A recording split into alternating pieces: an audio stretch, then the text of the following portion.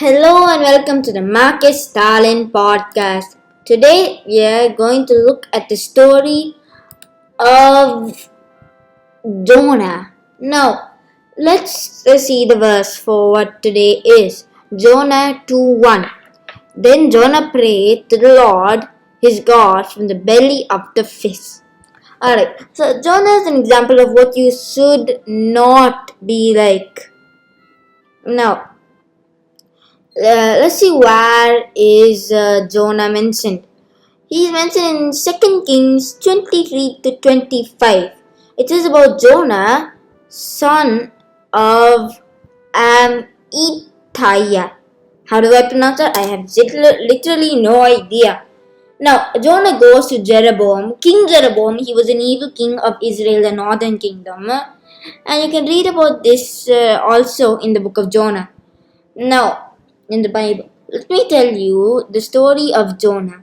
Now, Jonah was a prophet of God, and God told Jonah, "Hey, Joe, go to the city of Nineveh and tell them, hey, bros, you're gonna be destroyed in 40 days, so heads up." Now, the problem was, Nineveh was the capital for Assyria. And Assyria, yes, the same Assyria which would attack Israel in the future. So, yeah, that was a very interesting thing. Basically, going to your mortal enemies who will kill you one day and saying, repent. Yeah, I'm sure that worked out well. Alright, so, let's see. So, now Jonah was basically like, no, I'm gonna run away. Jonah tried to run away from the omnipresent, meaning everywhere, God. He wanted to try and run away from God. I'm sure that worked out real fine for him. Well, it didn't work out real fine for him because when he ran to Joppa, he found a boat going to he found a boat going to Tarsus. Now, where's Tarsus? Tarsus is in Spain. So on his way there, what happened was Jonah went to the deck of the bed and fell asleep. Okay, and that time when Jonah slept, God, who definitely knew Jonah was there, sent a powerful storm to Jonah, and Jonah was still sleeping. I call that sleeping like a boat. Get it? You get it? Okay. So, when this powerful wind came over the sea, it caused a violent storm, and the ship started to literally break apart. Now, Jonah was obviously worried by this. No, he's still sleeping. I wonder what is making him sleep so much. He must have ran this much job. That's why he must be this sleepy. Now, the captain couldn't understand, like you and me can't, and he went on a deck and basically was like, "Hey, Jonah, you sleeper, wake up! How can you sleep when this is happening?" So, so he told Jonah, the captain told Jonah, "Hey, you go and pray to your God, okay? We're gonna all pray to us." They pray to the idol of wind, the idol of the sun, the idol of sandwiches. The last one wasn't real though. Alright. So, but Jonah was going to pray to one true God. Then the crew cast lots. Basically, like we have dice, they had lots. And guess who the lots pointed to? Let me read. A man called Jonah. Do you know who Jonah is? Oh, that Jonah. Jonah, well, the Lord pointed to Jonah, who is the person responsible for all of this storm because he's trying to run away from God. Now, the crew was obviously very angry at this. So they were basically running a survey. Okay, Jonah. Question number 1. Who are you? What is your line of work? What country are you from? What is your nationality? Can you please answer those questions? Jonah said, yes, sir. I'm a Hebrew and I worship the one true God who made the sea and the land. I was running away from him, by the way. Okay, let's just put yourself in the position of these poor sailors. They invite a normal human being onto their boat. Okay, all of a sudden, because of this human being's actions, they're all gonna die. Okay, and apparently he's running away from the God who created the entire universe and stowing away on the ship sleeping. These people must have a lot of patience. When they asked how do they stop the storm, Jonah said, "Throw me overboard." But they still but that time they were very patient. Even at the end, they were like, "Lord, don't make us die for this man's sin, pretty please."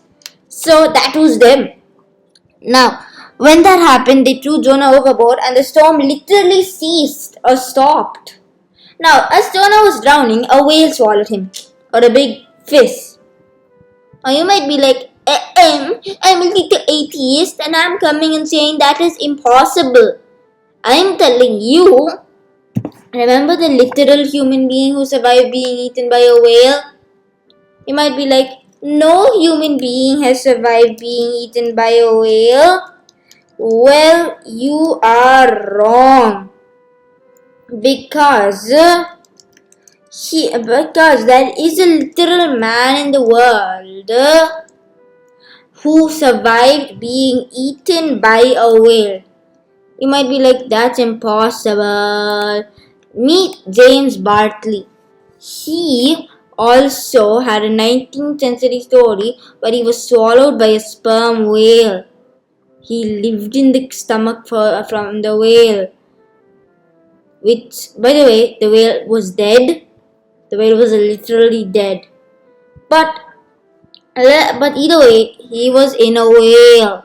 So, yep, it's possible, bro. Alright, let's continue here. So, the thing is, they threw Jonah overboard and he was swallowed by a whale. Now, what happened after this? So, after this, he prayed to the Lord saying, "Lord, I'm sorry I disobeyed you." So he spent 3 days and 3 nights inside the belly of the whale. I wonder, what did he eat that time? Maybe he was on fasting. Because many people are like 3 days without food. I mean, some people have not eaten food for 7 days. Right. So then God talked back to Jonah. Ring, ring. I wonder who this could be. Oh, God. What is your command now? I want you to go to Nineveh and tell them to repent. So this time Jonah was clear to do that. But how's he gonna get to Nineveh? Inside the belly of a whale. Well, the whale spat him out with God's help. But unlike common belief, it didn't spit him out on the shore. It spat him. It didn't spit him in Nineveh. It spat him away from Nineveh because Nineveh is landlocked. So yeah, he had to walk to Nineveh. But when he arrived in Nineveh, he told the news. Now he's like, okay, time for Nineveh to be destroyed because they never listen. Everyone repented. Even the king told everyone to wear sackcloth. Everyone, even the king repented. Now Jonah was very angry. He wanted to see Nineveh destroyed in a humongous flash of lightning. And that is not what happened. But he believed that was going to happen. And then he literally went up to a mountain waiting for Nineveh to be destroyed.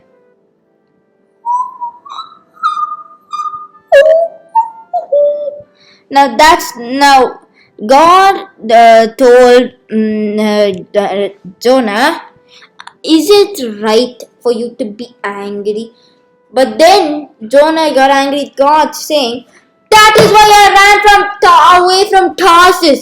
I knew that you are a merciful and compassionate God, slow to anger and filled with unfailing love. You are eager to turn back from destroying your people. Just kill me now." God said, "Is it right for you to be angry about this?" After Jonah's thing, only God said, "Is it right for you to be angry like this?" Then Jonah left for the east side of the city. What happened to Nineveh? God made a plant. Well, God made a plant for Jonah. After this only Jonah went up into the mountain. After that only God made a plant for Jonah because it's very hot. So that plant provided shade for Jonah. Now, when this plant provided shade, Jonah was understandably happy about this. But the next morning at dawn, God sent a worm to eat the stem of the plant, and it withered away. Now, then God made a scorching east wind blow on Jonah, and the sun beat down on his head until he grew faint and wished to die. "Death is certainly better than living like this," he exclaimed. God said, "Is it right for you to be angry because the plant died?" "Yes," Jonah retorted. Even angry enough to die," Jonah said. "People are more important than that plant. What comes fast goes fast. It came quickly and died quickly. You feel sorry about the plant, though you did nothing to put it there. It came quickly and died quickly.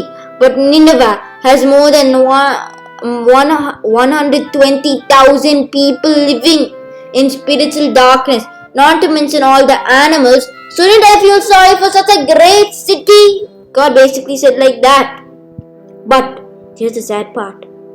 In the end, Jonah never responded.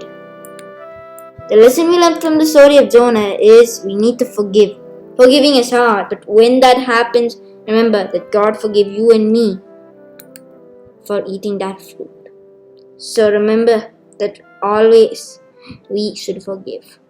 Well, folks, with God's help, we finished learning about the story of Jonah. Bye. See you soon. The end with God's help, folks.